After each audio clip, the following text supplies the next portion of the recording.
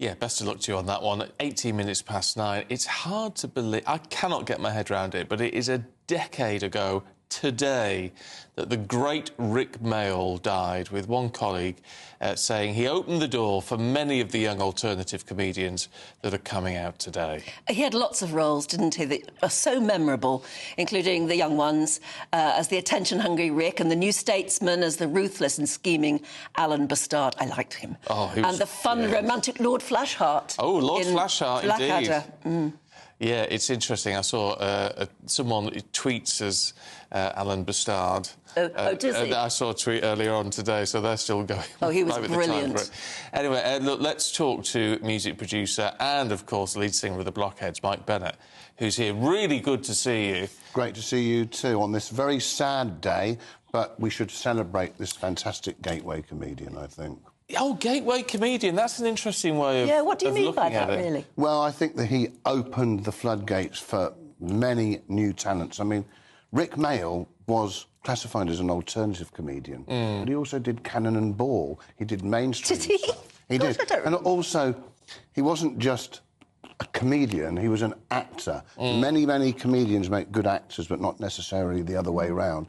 He was, of course, both, and he was the passport to laughter. Oh, yeah. And that's a very important thing, I think. But, I mean, he certainly, with a lot of what he did, especially in the sort of earlier days, was very edgy, which is brilliant stuff. Well, that's why he was called alternative, I suppose, because it was difficult for some people to take. That's right. I mean, when I did this project, he asked me to do it in the style of Grimm's, but it wasn't Grimm's per se.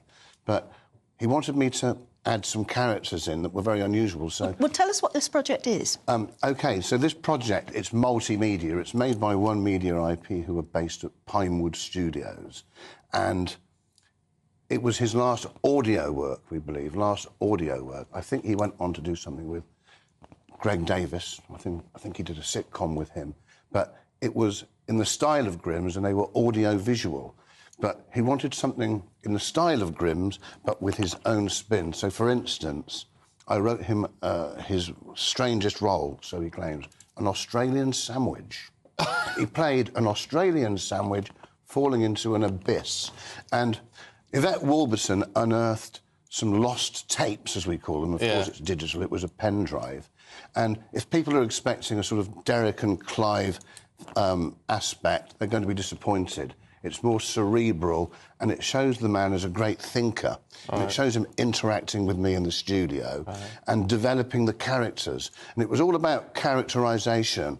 And although these were family stories, Grimm's fairy tale style family stories, he took every part very seriously. And what would appear to be an ad-lib was actually contrived, if you like, but in a beautiful way. And I think that these lost tapes, as I'm calling them, Rick Mayall's famous, exclamation mark, open brackets, last words, close brackets, it's Grimm's up north. I wrote them in Media City, if you get the Brilliant, So it's audio at the moment? Yeah, this is... Well, it's going to be an audio-visual. It will be an Amazon Prime event as well. Wow. But it's being released today as an audio. Well, we've got a tiny little clip. Let's have a listen to this. Fantastic. This is the most unusual sound effect I've ever done. This is the sound effect of an Australian sandwich being thrown down an abyss.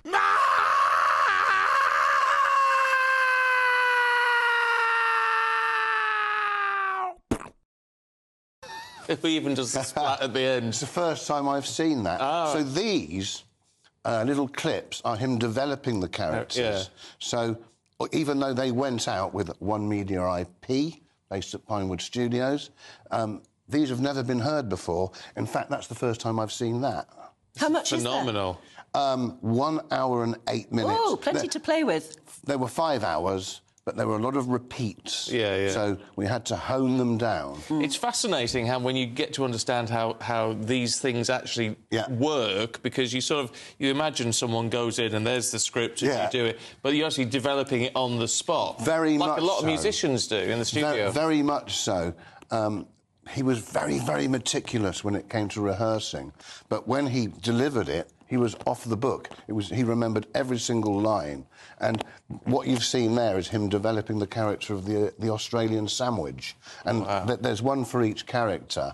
And we're taking it to Edinburgh as well. It's going to the Voodoo Rooms on the 6th of August, I believe. Right. From the 6th of August. So we're showing these clips live. That's the first time I've seen that. But Fantastic.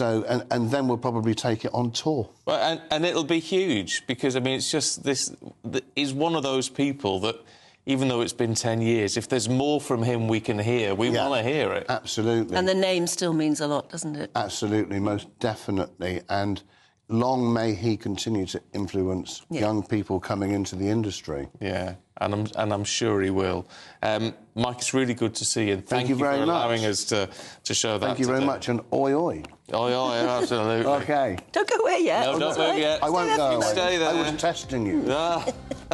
Look, that is it from us this morning, but don't you go anywhere, because the Camilla Tominey Show is here in just a couple of minutes.